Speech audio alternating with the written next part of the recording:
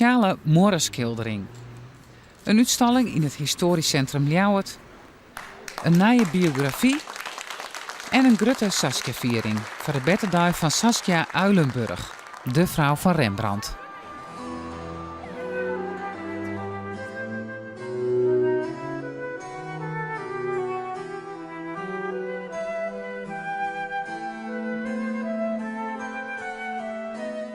Een aantal van de originele etsen van Rembrandt binnen te zien in het historisch centrum in Ljouwert.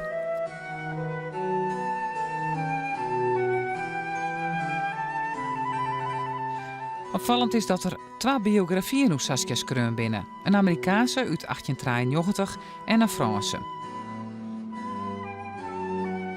In Nederland wie er amper belangstelling voor deze voorname Friezinnen. Binnen onder Ossekop nummer 11, noodkantoor van Anker en Anker. Maar Peter de Haan, bedenker van de Saskia-viering, geeft op zoek naar sporen van het leven van Saskia in Ljouwert. Dit is het geboortehuis in Ossekop in Leeuwarden. Hier woonde inderdaad de familie Uilenburg. Die vader was burgemeester van Leeuwarden en een hele belangrijke man. In 1612 is Saskia hier geboren als nakomertje.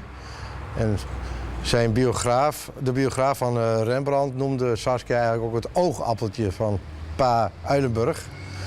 En ik denk dat pa Uilenburg hier met Saskia heeft gelopen naar het Blokhuisplein, waar al of niet executies plaatsvonden, of naar het Brol of naar het stadhouderlijk hof. Hij was kind aan huis bij de stadhouder. En dat is allemaal hier op deze plek begonnen.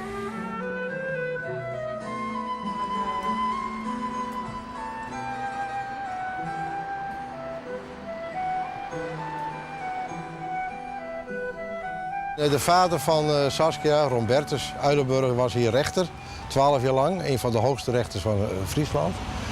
En 2 broers van Saskia waren advocaat aan het hof. Eentje daarvan, Ulricus, die woonde hier om de hoek. Dus dit gebouw heeft bij de familie Uilenburg een belangrijke rol gespeeld. Maar het is ook nog van belang geweest voor de schilder Rembrandt zelf. Want de schoonfamilie van hem die beschuldigde Rembrandt en Saskia ervan dat zij het familiefortuin er doorheen joegen. Was dat ook zo? Nou, ze leefden een behoorlijke ruime voet. Maar ja, wat is pronken en pralen, zoals de familie zei. Jullie pronken en pralen maar van ons geld. Nou, daarvan vond Rembrandt en Saskia dat het niet zo was. En Rembrandt ergerde zich aan en die heeft een proces aangespannen tegen een tak van een familie. Zeggende van, jullie hebben ons belasterd, dit pikken wij niet. En er is een uitspraak, ik heb hem thuis, waarin de rechter Rembrandt ongelijk geeft. Rembrandt zei, ja, het is niet zo dat ik het geld verkwist. Nee, ik leef op grote voet, want ik kan het mij veroorloven. Dat is heel wat anders dan het geld over de balk gooien. Toch heeft de rechter Rembrandt ongelijk gegeven. Hendrik Uilenburg, de neef van Saskia, hier een grote kunsthandel in Amsterdam. Hij wie eens de baas van Rembrandt. Er wie een filiaal onder Vaststreek in Ljouwert. Dat Rembrandts gewoon te koop wien. Hij verkocht hier, die Lambert Jacobson, schilderijen van Rembrandt. Ik denk dat Saskia al in aanraking is gekomen met Rembrandt voordat ze hem leerde kennen via zijn schilderijen.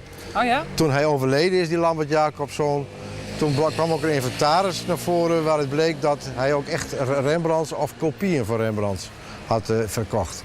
Hoe kwam zij eigenlijk met hemzelf in contact? Nou ja, die Lambert Jacobson was dus de vertegenwoordiger van haar neef Hendrik Uilenburg in Amsterdam. En zij wou die neef opzoeken in Amsterdam.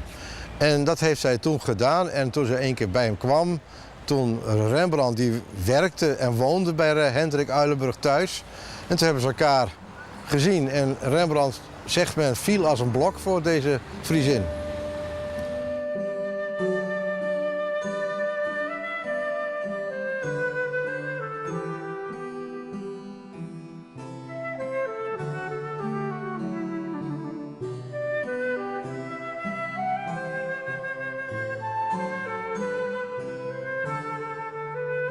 Ik ben ervan overtuigd dat zij ook invloed heeft uitgeoefend op zijn kunst.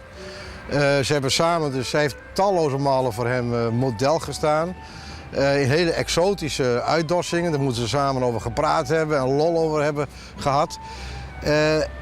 Maar zij heeft ook een rol gespeeld omdat zij om wist te gaan met de opdrachtgevers van Rembrandt. Zij komt uit een rijk milieu. Rembrandt had niks met autoriteit. Dus zij heeft waarschijnlijk ook een rol gespeeld bij het onderhouden van relaties met de opdrachtgevers. Het liep het mooi, maar het wie ik dreig. Fjouw ben krijgen we van treien vlak na de geboorte versteren. En Saskia wordt ziek, gedetailleerd verslijn troch Rembrandt. En al op haar 29ste gaat ze deer.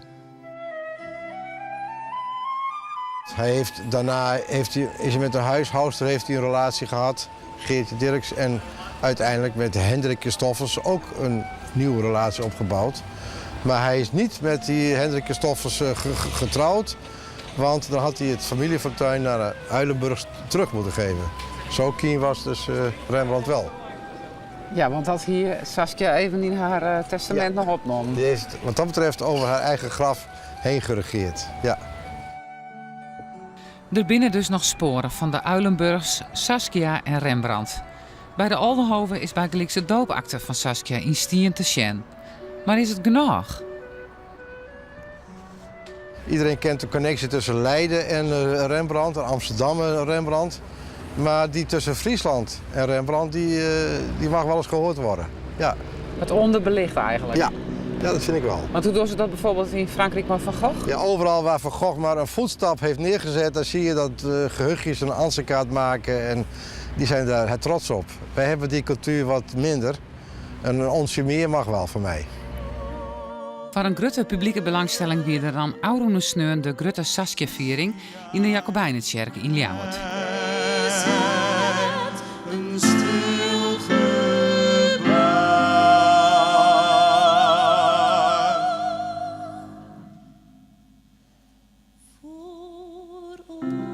Dit is voor Saskia een